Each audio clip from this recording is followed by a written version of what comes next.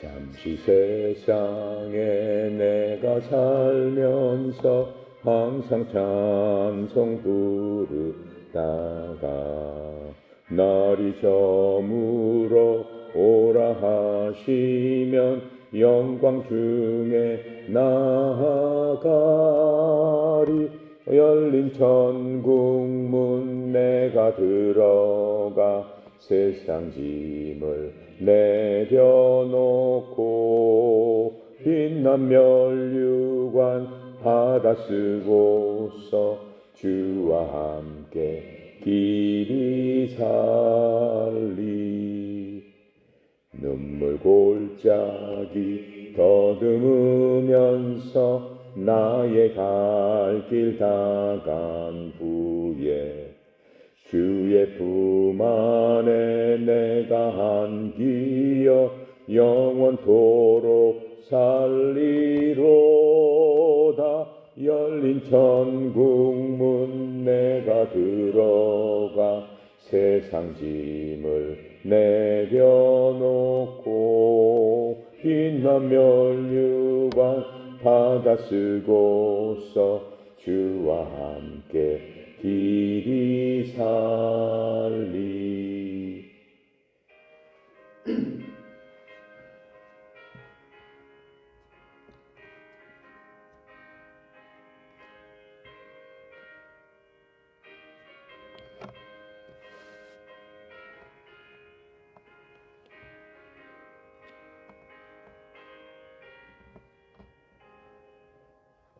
나의 가는 길 멀고 험하며 산은 높고 골은 깊어 고난 나의 몸 쉴 곳 없어도 복된 날이 밝아오리.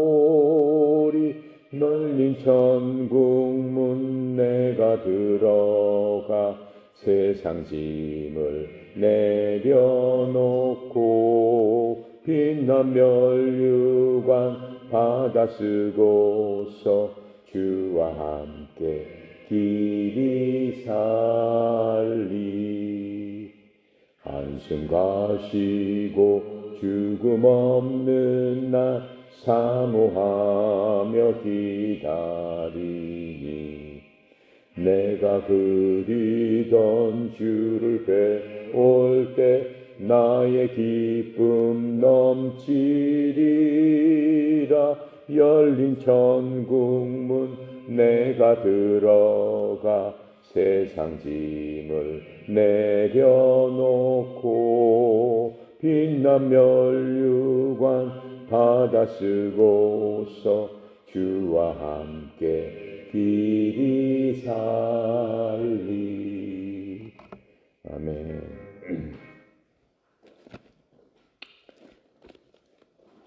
이 시간도 지난 시간에 이어서 로마서 6장이죠.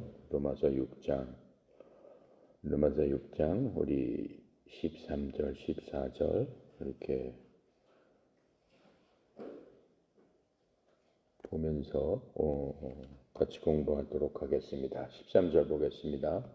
또한 너희 지체를 불의의 무기로 죄에 내두지 말고 오직 너희 자신을 죽은 자 가운데서 찾아 살아난 자와 같이 하나님께 드려서 너희 지체를 의의 무기로 하나님께 드리라. 너희 지체를 의의 도구로 하나님께 드리라. 이렇게 우리에게 말씀해 주고 있습니다. 바울은 여기에 대해서 몸이 하나님의 도구며 무기라고 얘기했어요. 우리 몸은 하나님께서 사용하실 수 있는 도구며 또 무기인 겁니다. 왜요? 하나님께서는 우리 몸된 지체들 하나님의 왕국을 세우는데 도구로 사용하시길 원하시기 때문에 그렇습니다. 그래서 하나님의 적들과 싸우기 위한 무기로서 우리들이 사용되기를 원하고 계시는 겁니다. 이런 말씀은 무슨 얘기냐면 우리를 향하신 하나님의 또 다른 명령입니다. 이거는 왜요? 우리가 갈라디아서 2장 27절 우리가 고백한 것처럼 우리는 그리스도와 함께 십자가 죽었느니 내가 사는 것이 아니 내 속에 그리스도가 산다. 무슨 얘기냐면은 그리스도의 몸에 우리가 지체가 됐다라는 얘기예요. 그러니까는 그리스도가 우리의 머리가 되시고 우리는 그 몸 속에 손이 되고 팔이 되고 그 몸의 일부분이 되어서 믿는 사람들 자체가 그렇다라고 하는 거예요. 자체가 그렇게 되어서 그리스도와 함께 끝까지 살아나가는 우리들이다라고 지금 얘기를 하고 있는 겁니다. 그 부분에 대해서 어떻게 설명해 주고 있냐면 로마서 12장 1절에 보니까 그러므로 형제들아 내가 하나님의 긍휼을 힘입어 너희에게 간청하노니 너희는 너희 몸을 거룩하고 하나님께 받으실 만한 살아있는 희생물로 드리라. 이것이 너희의 합당한 섬김이니라. 하나님의 희생물로 드려라. 그게 무슨 뜻일까요? 희생물이라고 한다면은 하나님을 기쁘게 하기 위해서 성경에 보면은 그 기쁠 때나 어떠한 일이 있을 적에 하나님 앞에 제사를 드릴 적에 드리는 그러한 제물을 희생물이라고 하죠. 근데 우리 자신을 그렇게 희생물로 드려라라고 하는 거예요. 그러니까는 하나님을 기쁘게 하는 도구로서 드려라. 즉 우리의 몸을 이용해서 아픈 사람을 돌봐준다든가 선한 일을 한다든가 남을 사랑한다든가 또 하나님께 나가서 예배를 드린다든가 그게 우리가 교회에 나가는 것도 하나님께 희생물로 우리를 드리는 거잖아요. 그렇죠? 우리가 의지적으로 우리의 시간, 우리의 몸, 우리의 행동 이 모든 것들을 여러 사람들과 함께 교회에 나가서 지역 교회에 나가서 하나님 앞에 찬송하고 예배하고 헌물을 드리고 내 마음을 드리고 그 모든 것들이 하나님께 드리는 희생물이 되는 겁니다. 그래서 성경은 하나님께서 받으시기로 한 그러한 사람들과 하나님의 목적을 충족시키기 위해서 그 사람들의 몸을 사용하신다라고 하는 것들을 우리가 볼 수 있어요. 내가 예를 들어 볼게요. 성경에 보면 하나님께서 모세의 손을 사용하셨죠. 그래서 모세의 손이 지팡이를 들고 그 여호수아가 밑에서 적군들과 싸울 적에 손을 들어서 하나님께 기도할 적에 그 손을 드는 순간에는 어땠어요? 적군들을 이길 수 있었습니다. 근데 손을 떨어뜨리는 순간에는 적군들한테 어떻게 해요? 패배하는 그런 것들을 볼 수 있죠. 또 다윗은 어땠습니까? 손을 사용해서 블레셋 사람 그 장수를 거인을 물리쳤죠. 그렇죠? 예. 그 다윗이 15살 때 블레셋 장수가 그 거인이 나와가지고 이스라엘 그 군대들을 아주 그냥 다 무찔러 버렸습니다. 너무나 그 강했기 때문에. 근데 어린 다윗이 어떻게 했어요? 물맷돌 3개를 갖고 가서 장수들이 자꾸 쓰러지는 것을 보고 다 겁내는 것을 보고 비키십시오. 내가 하겠습니다. 애들이 무슨 저로 가 막 그랬더니 아닙니다. 제가 그 하나님의 이름으로 저 장수랑 싸우겠습니다. 이렇게 하면서 내버려둬 나가가라 그랬는데 그 장수가 뭐예요? 아니 하잘것없는 어린아이가 나하고 싸우겠다고 하면서 니네 나라의 너네들이 모시는 하나님은 이 정도로 약하냐? 그러면서 비웃습니다. 다윗이 어떻게 했어요? 새총 같은 걸로 해가지고 그 돌을 갖다가 꽈서 휙 던졌는데 그게 바로 정수리의 정통으로 맞아가지고 돌 하나 맞고 그냥 그 자리에서 죽었단 말이죠.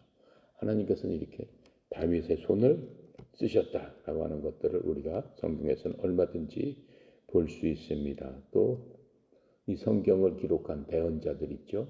많은 위대한 대언자들은 자신들의 입과 혀를 사용해서 사람들에게 하나님의 말씀을 선포하는 그러한 일들을 했죠. 그래서 바울은 또 어땠습니까? 로마서를 쓴 바울은 그냥 열심히 그 발로 그냥 수십 년 동안을 걸어다니면서 하나님의 말씀을 전하는 그런 것들을 우리가 볼 수 있습니다.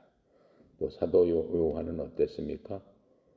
요한계시록 마지막 장에 자기 눈으로 하나님께서 보여주시는 그것을 보면서 우리의 그 앞날에 대해서 그 계시록을 쓴 것들을 우리가 볼 수 있습니다. 그래서 하나님께서는 사람들의 이 신체를 사용하셔서 하나님의 일들을 사용하는 그런 것들을 볼 수 있습니다. 반면에 이 몸이 어때요? 이 몸은 성경에서 보면은 죄의 목적으로 많이 또 사용되는 것들을 우리가 볼 수 있죠. 다윗은 어렸을 적에 그 몸을 사용해서 블레셋 장수를 물리치기도 했지만은 다윗의 그 눈은 어땠습니까? 죄악에도 사용됐다라고 하는 거예요. 전쟁통에 이제 왕이 돼서 국가가 편안해지니까는 그 적군들을 정복하기 위해서 장수들이 전선에 가서 싸울 적에 다윗은 한가롭게 자기 왕궁 그 위에서 뭘 내려다보고 있어요? 저녁 때 이웃집을 내려다보고 있었어요. 마침 그때 이웃집의 여인이 목욕하는 것을 보게 됐습니다. 그래서 다윗의 마음에는 사악한 그런 마음이 들어갔습니다. 그래서 그 여자를 자기가 취하기 위해서 어떻게 했어요? 그 여자를 취하고 그 여자의 남편까지 죽이는 그러한 일을 한 것입니다. 우리의 몸은 그렇게 선하게 하나님의 지체로도 쓸 수 있지만은 이 세상적으로 사용하게 되면은 다윗처럼 그 위대한 왕이었고 어렸을 적에 하나님께 그렇게 은혜를 받았지만은 그렇게 사용될 수도 있다라고 하는 것들을 성경 우리에게 말씀해주고 있습니다. 그래서 다윗이 그렇게 한 다음에 시편 51편에 보면은 자기의 잘못을 고백하는 그러한 시편을 쓴 것을 우리가 볼 수 있어요. 이 시편 51편 읽어보면은 다윗의 온 몸이 죄에 의해서 영향을 받는다는 것을 자기 스스로 고백을 했어요. 다윗의 눈에 대해서 자기는 어떻게 얘기를 했냐면은 내가 내 범법들을 시인하노니 내 죄가 항상 내 눈앞에 있나이다. 눈으로 보이는 것마다 그냥 자기 멋대로 하게 되면은 그 눈이 어떻게 되는 거예요? 죄를 가져오는 그런 통로가 될 수 있다라고 지금 얘기하고 있어요. 또 우리의 생각, 우리가 그 본 것들을 우리의 생각으로 사람들이 뭘 보면은 생각을 하게 되죠. 근데 그 생각을 어떻게 해야 돼? 하나님의 사람이면은 끊어야 되는 거죠. 그런 생각하지 말아야 되는 거죠. 그런데 사람들은 생각을 그렇게 하게 되는 거예요. 뭐라고 고백했냐면 보소서 하나님께서는 우리의 속부분에 있는 우리 마음속에 있는 진실함을 원하시오니 나로 하여금 은밀한 부분에 있는 지혜를 알게 하시리이다. 우리 생각 속에 있는 그 진실한 것들을 하나님께서는 우리에게 원하시는 거지 그냥 눈으로 보이고 만져지는 대로 그렇게 생각하라고 우리에게 얘기해 주시지 않으셨다라고 하는 것들을 지금 이렇게 고백하고 있는 겁니다. 자, 그래서 우리의 마음이 어때야 된다는 거예요. 이렇게 얘기했어요. 시편 50편 10절에 보면 오 하나님이여 내 안에 깨끗한 마음을 창조하시고 내 속에 올바른 영을 새롭게 하시옵소서. 더럽고 악한 것들은 생각에서 제외하고 오직 하나님 말씀하신 그러한 것들로서 내 영을 새롭게 해주시옵소서. 이렇게 회개하면서 기도하고 있는 것들을 볼 수 있습니다. 자, 그래서 이 바울의 기도처럼 우리는 어때야 돼요? 우리의 삶 가운데서 우리의 악한 생각이 나를 지배하지 못하게 해야 됩니다. 우리의 생각은 동전의 앞면과 뒷면과 같아요. 생각 하나가 이럴 수도 있고 저럴 수도 있다라고 하는 겁니다. 이럴 수 있는 건 뭐예요? 그냥 보이는 대로, 그냥 느끼는 대로, 내 욕심대로, 내가 하고 싶은 대로 생각하게 되면은 죄 가운데 빠져드는 겁니다. 하지만 그 생각을 하나님의 말씀에 우리가 비춰봤을 적에 그건 악한 일이고 그건 하면 안 되는 일이고 그건 남한테 피해를 주는 일이고 내 양심에서 꺼리끼는 일이다 라고 하는 생각으로 반전을 시켜야 된다라고 하는 게 우리가 우리의 모든 지체를 하나님께 드리는 일이다 라고 지금 말씀하고 있는 겁니다. 자, 그리고 우리 자신을 하나님께 내줘야 되는 또 그런 얘기를 하고 있죠. 14절에 보겠습니다. 죄가 너희를 주관치 못하리니 너희가 법 아래 있지 아니하고 은혜 아래 있음이니라. 이 무슨 얘기예요? 죄. 우리가 짓고 있는 그런 죄들, 그런 것들이 우리를 마음대로 잡고 흔들지 못한다라고 하는 겁니다. 그 이유는 뭐예요? 하나님의 은혜 때문이다라고 얘기하고 있죠. 그게 무슨 얘기냐면 하나님의 은혜 때문에 우리는 우리 자신을 하나님께 내어드려야만 합니다. 그 이유가 뭐죠? 이제는 더 이상 죄에 속한 사람이 아니기 때문에. 왜요? 예수님의 은혜가 뭡니까? 우리를 위해서 우리의 죄에, 예전에는 그냥 사람들이 생각나는 대로 그냥 죄 짓고 싶은 대로 자기 좋을 대로 했단 말이죠.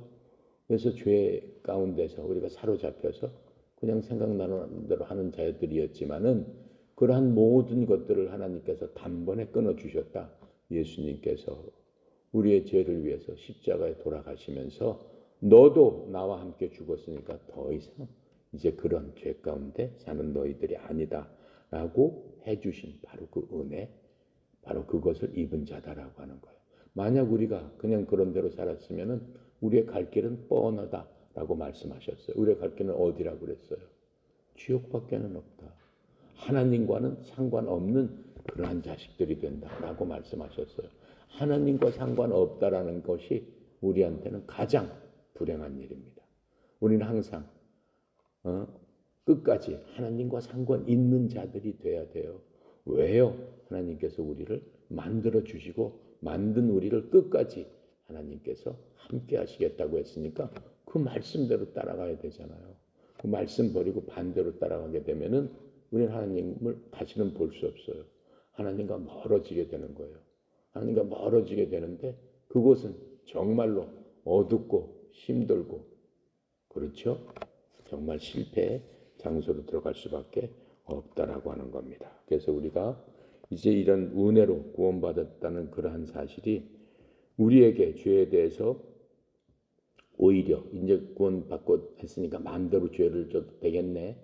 어쨌든 간에 나는 하나님께서 구원해 주셨으니까 그런 의미가 아니다라고 하는 거죠. 우리가 복종해야 될 이유를 알려주는 거예요. 하나님께. 그렇죠? 그래서 우리는 일단 구원받은 다음에 결코 타락한 그리스도인이 돼서는 안 된다라고 하는 겁니다. 오히려 더 우리 자신을 하나님께 더 가까이 갈 수 있는 그런 사람이 돼야 되겠죠. 그래서 이러한 죄와 율법은 항상 함께 가는 거예요. 율법이라는 게 뭐야? 죄 지었으면 너는 어떻게 된다. 죄 지었으면 어떻게 된다. 그게 율법이잖아. 어떻게 되면은 넌 어떻게 된다. 어떻게 되면 넌 죽는다. 계속 죽는다. 그게 율법이에요. 율법은 말하자면 저주다라고 하는 겁니다. 그래서 이젠 우리가 이제 그 율법이 있는 곳에서는 꼭 뭐가 있어요? 제사장이 있죠. 예전에는 사람들이 어떻게 했어요? 그 성전에 가면은, 요즘 여러분들은 성전에 들어갈 적에 무슨 뭐 휘장이 있고 뭐가 있고 또 뭐 목사님만 들어가는 곳이 있고 뭐 누구만 따로 들어가는 곳이 있고 뭐 그런 사람이 있어요. 교회 들어오는 사람은 누구나 어디나 다 하나님 앞에 직접 나갈 수 있는 거죠. 우리가 누굴 통해서 하나님 앞에 소개를 받고 누굴 통해서 하나님의 말씀을 듣고, 물론 목사님이 우리의 그 말씀을 인도해 주시죠. 하지만 여러분 손에는 하나님의 말씀이 들려 있다라고 하는 거예요. 목사님은 단지 그 말씀을 성경에 대해서 공부를 했기 때문에 해석해서 쉽게 알려주는 것뿐이다라고 하는 거예요. 실제로 여러분들은 하나님의 말씀을 직접 스스로 듣고 공부하고 이해하고 하나님께 알려주세요라고 할 수 있다라고 하는 거죠. 근데 예전에는 그렇게 할 수 없었다라고 하는 거죠. 하나님의 말씀이 우리한테 주어지지도 않았을 뿐더러 하나님께 우리가 직접 나가서 얘기할 수도 없는 그러한 상황이었어요. 그게 율법 아래, 죄 아래 놓였던 우리다라고 하는 거예요. 하지만 이제는 하나님의 은혜로 그 모든 것들이 다 사라진 거죠. 그래서 더 이상 제사장은 없습니다. 하나님 앞에 나가서 하나님과 교통하는 그 제사장, 그런 사람을 제사장이라고 했는데 여러분과 내가 이제는 제사장이 되었다라고 하는 겁니다. 교회는 더 이상 성전은 아닙니다. 성전은 뭐예요? 하나님이 계시는 곳, 하나님이 머무시는 곳, 그곳이 성전이라고 그랬죠. 예전에는 특정한 장소에 하나님의 영이 그곳에 계셔서 하나님과 소통을 하기 위해서는 그 성전으로 가야 됐습니다. 이제는 어때요? 성전에 갈 필요가 없잖아요. 성전 자체가 없고. 성전은 어디라고 얘기했어요? 성전은 바로 여러분의 몸이다. 우리 속에 하나님의 영이 계시기 때문에 365일 24시간 어느 때든 간에 아버지께 가서 아버지를 만날 수 있는 그러한 자들이 됐다라고 지금 하나님께서는 우리에게 알려주고 계십니다. 그래서 우리는 오직 하나님께 나갈 수 있는 것은 믿음으로 그렇게 구원을 받아서 믿음으로 하나님께서 우리 속에 계시게 됐고 믿음으로 하나님 앞에 우리가 모든 것들을 아뢰고 의지하고 간구할 적에 하나님께서는 들어주시고 또 우리에게 뭘 주신다? 소망과 희망과 우리에게 이 땅에서도 우리가 간구하는 그런 것들을 하나님께서 주시겠다라고 하는 겁니다. 15절 보겠습니다. 그런즉 어찌하려 우리가 법 아래 있지 아니하고 은혜 아래 있으니 죄를 지으려 그럴 수 없느니라. 이게 지금 제가 설명한 거예요. 우리는 이제 더 이상 법 아래 있지 않아요. 널 뭐 하면 죽이고 뭐 하면 죽이고 어떻게 하면 된다. 거기에서는 우리는 다 벗어난 사람이다라고 말씀하고 있습니다. 우리는 어때요? 이제는 하나님의 율법이 우리를 어떻게 하는 거죠? 지배하지 못한다.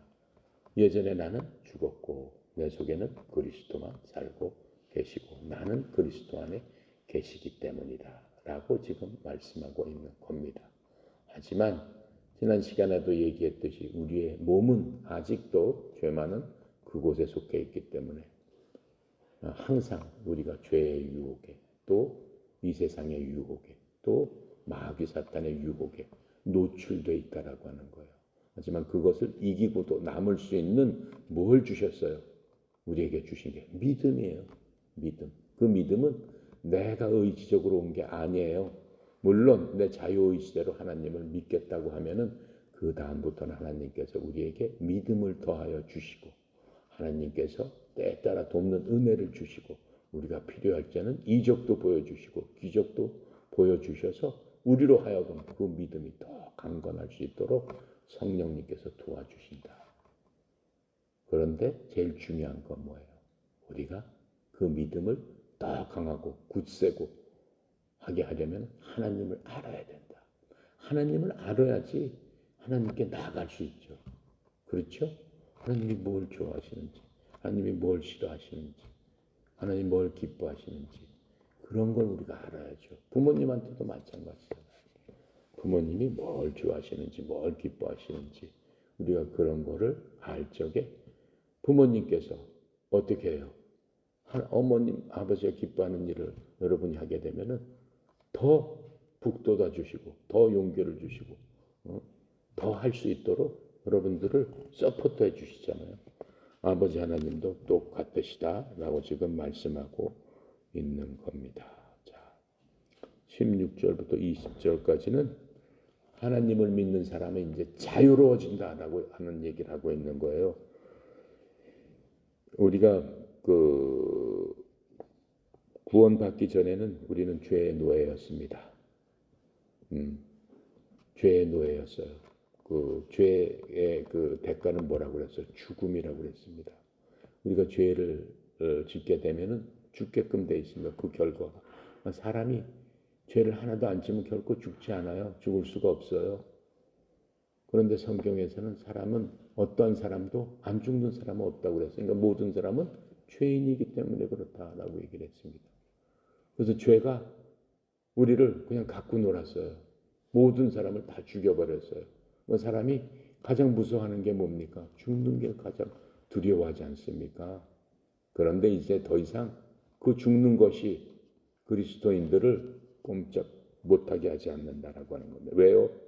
하나님께서 우리를 자유롭게 죽음으로부터 죄로부터 자유롭게 풀어주셨기 때문에 어떠한 죄도 하나님께서 다 이미 용서를 해주셨고 예수 그리스도를 믿는 순간 우리가 앞으로 죄를 짓는다 할지라도 그때마다 주님한테 나가서 자복하고 회개했을 적에 이미 내가 그리스도 안에 있기 때문에 예수의 보혈이 나한테 흘러넘쳐서 그때마다 씻어주신다라고 하는 거예요. 그렇다고 해서 나는 이제 씻음을 받았으니까 그리스도 안에 있으니까 마음대로 죄를 짓자? 그럴 수 없죠.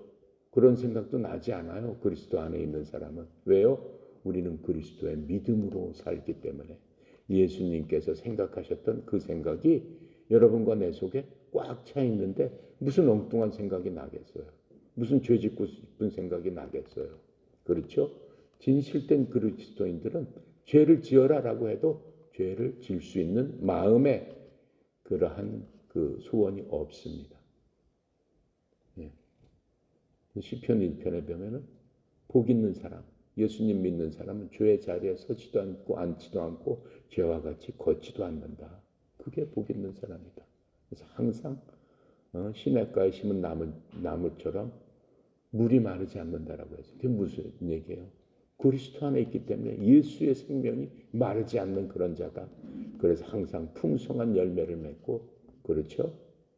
때에 따라 꽃을 피고 풍성한 열매를 맺는 게 그리스도인의 삶이다. 그렇게 말씀하고 있는 겁니다. 그래서 우리 가치관이 변하고 우리의 생각이 변하고 우리의 태도가 변하고 그 모든 것들이 어디에 초점이 맞춰져 있느냐? 예수님과 초점이 맞춰져 있어요. 왜요? 내 속에 내가 아니고 그리스도가 사는데 뭐 예수님께서 하셨던 그런 것들로 초점이 맞춰졌다라고 하는 거예요. 그래서 우리가 무엇을 알아야 되겠어요? 생명이신 그리스도를 알아야 된다라고 하는 거예요. 교회는 왜 가는 거예요? 이미 구원받은, 실제로 교회는 구원받기 위해서 가는 건 아니에요. 물론 교회 사명이 처음 예수 믿는 사람을 구원받게끔 하지만 원래 교회라는 것은 뭡니까? 내 속에 그리스도가 있는 바로 그 사람들이 교회이기 때문에 구원받은 사람들의 모임인데 그 모임에서 추구하는 게 뭐예요? 하나님을 찬양하고 하나님으로 인해서 기뻐하고 하나님은 어떤 분이신가 서로 대화를 나누면서 간증을 통해서 또 말씀을 통해서 더욱더 알아가는 게 바로 교회의 참된 목적이다라고 할 수 있습니다. 그래서 16절에 보면은 너희 자신을 종으로 들여 누구에게 순종하든지 그 순종함을 받는 자의 종이 되는 줄을 너희가 알지 못하느냐. 혹은 죄의 종으로 사망에 이르 혹은 순종의 종으로 의에 이르느니라. 지금 내가 얘기하는 게 바로 지금 이 말씀이에요. 우리는 그리스도의 말씀에 하나님의 말씀에 순종함으로써 어디에 의에 이른다? 의에 이른다. 예수 믿는 순간에 여러분과 나는 이미 의인이다. 이 세상과 구별된 자다라고 하나님께서 구별시켜 놓으셨습니다. 그런데 그 다음에 발자취는 지금 로마서 바울이 얘기하는 것처럼 내 자신을, 내 몸을, 내 생각을, 내 마음을 하나님께 드려서 하나님께서 사용하실 수 있도록 우리가 그렇게 되죠. 어떻게 되는 거예요? 그 방법은 오직 믿음으로, 오직 말씀으로, 오직 그리스도로. 그게 그렇게 될 수 있는 유일한 방법이다 라고 지금 말씀하고 있는 겁니다. 자, 여기까지 오늘은 16절까지 했습니다. 기도하고 마치도록 하겠습니다. 감사하시고 거룩하신 하나님, 참으로 하나님 감사합니다. 저희들이 무엇이간데 죄와 허물 가운데 죽었었던 저희들을 예수 그리스도의 보혈로 다시 살려주시고 우리에게 산 소망을 주시고 또 살아있는 말씀을 주심으로 말미암아 매일매일의 삶이 새로운 또 이미 주신 그 말씀으로 저희가 믿음을 새롭게 세워나감으로 말미암아 하나님의 자녀로서의 삶을 부끄럽지 않고 당당하고 하나님 기뻐하시는 그런 삶을 살 수 있도록 인도하여 주시니 주님 참으로 감사합니다. 이 말씀이 내 삶의 등불이 되어서 온전히 그 빛 따라가는 저희들 되게 하여 주시옵소서. 또 말씀이 빛이 되어서 우리의 가는 길이 환하게 비치고 그 길대로 한 발 한 발 걸어갈 적에 좌우로 흔들리지 않게 하시고 굳건한 발걸음마다 하나님의 크신 역사와 능력과 돌보심이 나타날 수 있도록 주여 도와주시옵소서. 사랑하는 자녀들 하나님 앞에 간구하고 기도하고 하나님 앞에 의지하고 의탁한 것들 주님 들어서 알고 계시오니 주님의 때에 하나님의 영광을 드러날 수 있도록 하나님이여 도와주시옵시고 아버지 하나님이여 귀 기울여 주시옵시고 아버지 하나님이여 눈을 들어서 주의 자녀들을 살펴보시옵소서. 모든 것 주께 의탁드립니다. 감사드리며 우리 주 예수 그리스도 이름으로 기도드렸습니다. 아멘.